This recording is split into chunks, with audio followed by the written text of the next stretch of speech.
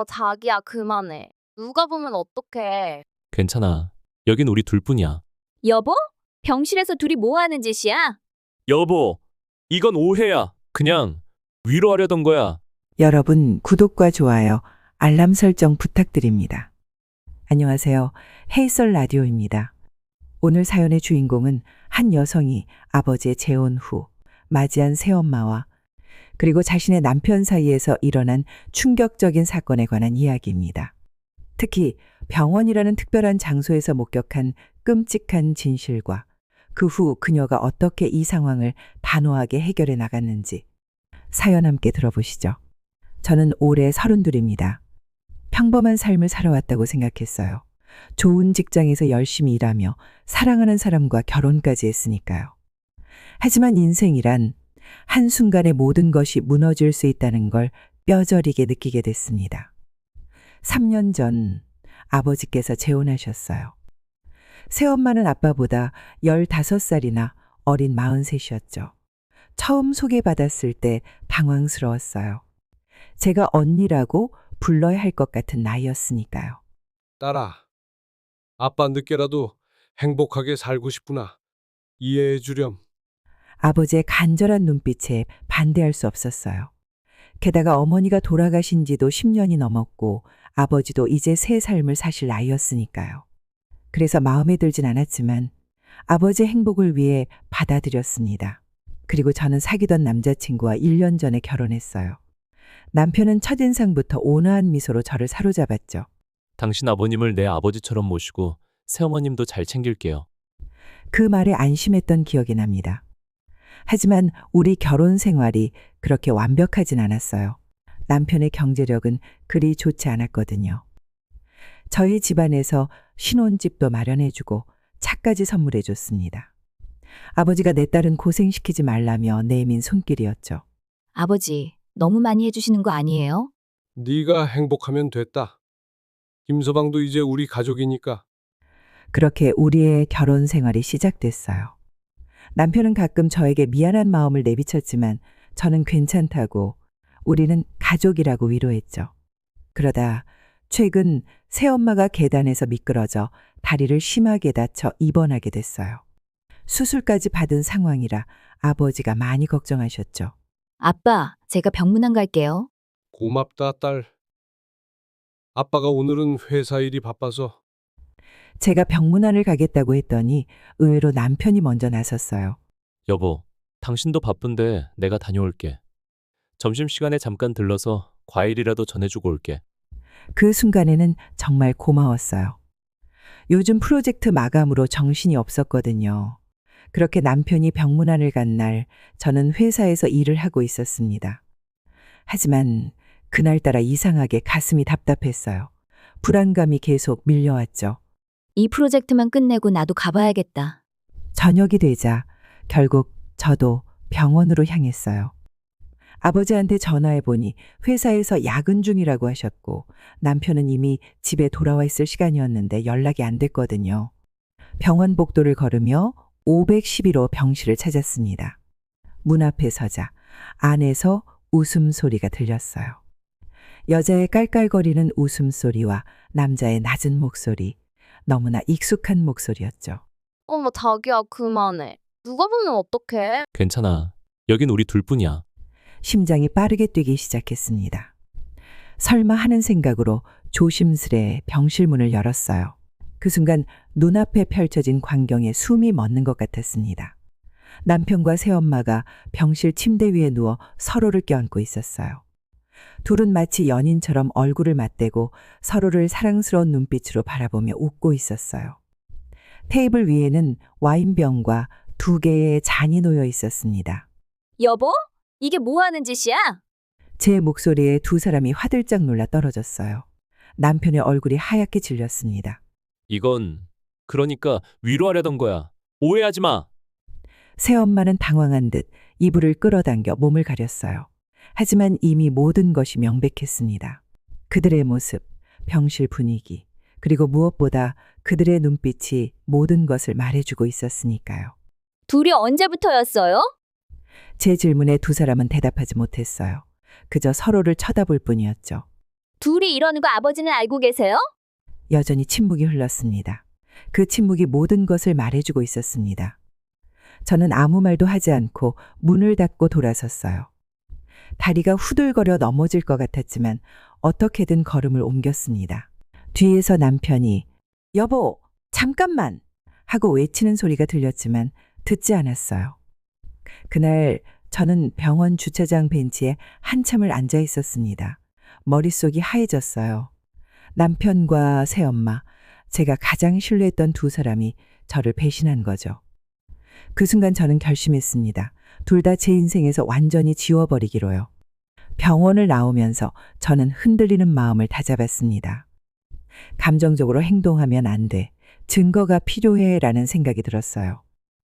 남편이 계속해서 전화를 걸어왔지만 모두 무시했습니다. 대신 병원 보안실로 향했어요. 다행히 병원 보안 팀장님께서 제 상황을 이해해 주셨습니다. CCTV 확인은 개인정보 보호 차원에서 어렵지만 경찰 신고를 하시면 경찰 공문을 받아서 제공해 드릴 수는 있습니다. 저는 그 자리에서 경찰에 신고했어요. 불륜 자체는 범죄가 아니지만 남편이 제 카드로 병실에서 먹은 와인과 선물을 산 내역이 있었거든요. 제 허락 없이 쓴 돈이니까 명백한 재산 침해였죠. 경찰이 도착했고 상황을 확인한 뒤 바로 병원에 협조 공문을 주셨어요. 그렇게 저는 병실 CCTV 영상을 경찰과 함께 확인할 수 있었습니다. 그리고 그 영상은 충격 그 자체였어요. 영상에는 오전 11시부터 저녁 7시까지 남편이 병실에 머물렀던 모든 순간이 담겨 있었습니다. 단순한 병문안이 아니었어요. 두 사람은 마치 오래된 연인처럼 자연스러웠고 수시로 스킨십을 나누고 있었습니다. 언제부터 이런 관계였는지 알고 싶지도 않네요. 다음 날 저는 휴가를 내고 집으로 향했습니다. 남편은 밤새 돌아오지 않았더군요. 아마도 새엄마와 함께 있었겠죠. 저는 남편의 노트북을 확인했어요. 비밀번호는 제 생일이었는데 그 비밀번호로 숨겨진 이런 비밀을 지키고 있다니 얼마나 아이러니한가요? 카카오톡과 이메일을 확인해 보니 두 사람의 관계는 적어도 1년 이상 지속되어 온 것으로 보였어요.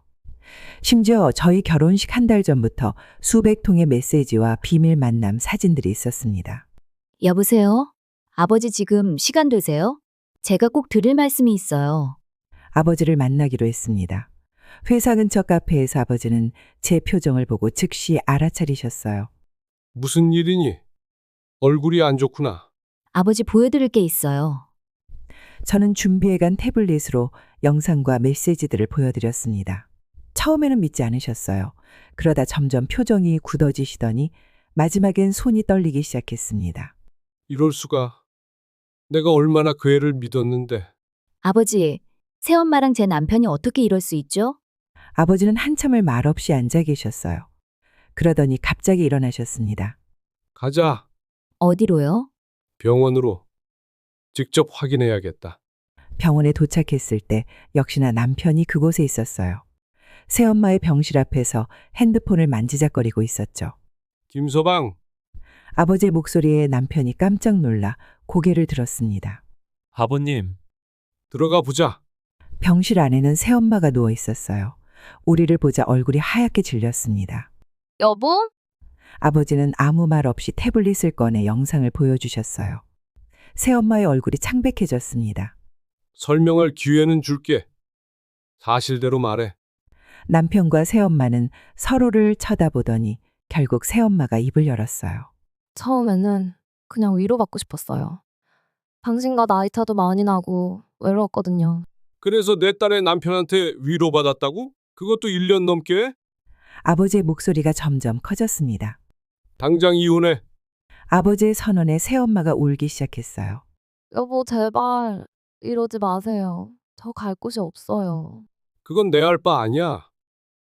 짐은 당신 친정으로 보낼 테니 퇴원하고 다시는 내 집에 올 일 없을 거야. 저는 남편을 향해 말했습니다. 당신도 마찬가지야.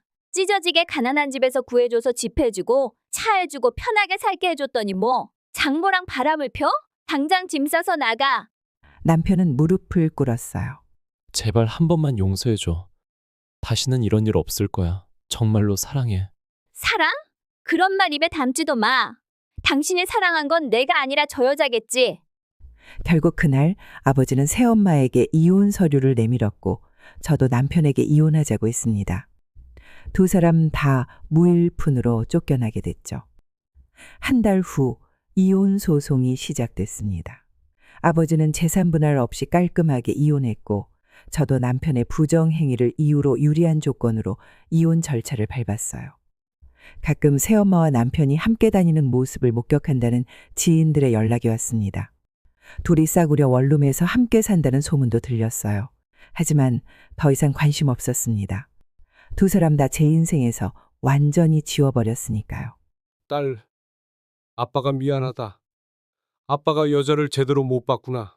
아버지도 피해자예요. 우리 이제 서로만 믿고 살아요. 그렇게 6개월이 지났습니다. 아버지와 저는 서로에게 의지하며 상처를 치유해 나갔어요. 새로운 시작이 필요하다고 생각한 저는 해외 지사로 발령을 자원했고 아버지는 오랫동안 미뤄왔던 세계 여행을 시작하셨습니다. 어제는 파리에 계신 아버지와 영상통화를 했어요. 오랜만에 밝게 웃는 아버지의 모습을 보니 마음이 놓였습니다. 딸, 이제 우리 다시 행복해지자. 약속해. 네, 아버지. 약속할게요. 배신은 아팠지만 그 경험이 저를 더 강하게 만들었다고 생각합니다. 이제는 더 이상 과거에 연연하지 않고 새로운 삶을 살아가려 합니다. 진정한 사랑과 신뢰는 무엇인지, 그리고 제 자신의 가치를 알게 된 소중한 교훈이었으니까요. 사연 보내주신 분, 그리고 지금까지 함께 들어주신 청취자 여러분, 정말 충격적인 이야기가 아닐 수 없었습니다. 가장 가까운 사람들에게 배신당했을 때 느끼는 그 상실감과 배신감은 말로 표현할 수 없을 정도로 크죠. 어쩌면 우리 인생에서 가장 큰 상처는 가장 가까운 사람들로부터 오는 것인지도 모릅니다. 하지만 그 상처를 어떻게 치유하고 극복하느냐가 더 중요하겠죠. 사연자님처럼 상처에서 교훈을 얻고 더 강해질 수 있다면 그것이야말로 진정한 성장이 아닐까 생각해 봅니다. 여기까지 헤이썰 라디오였습니다. 다음 시간에 또 다른 이야기로 찾아뵙겠습니다. DJ 서연이었습니다.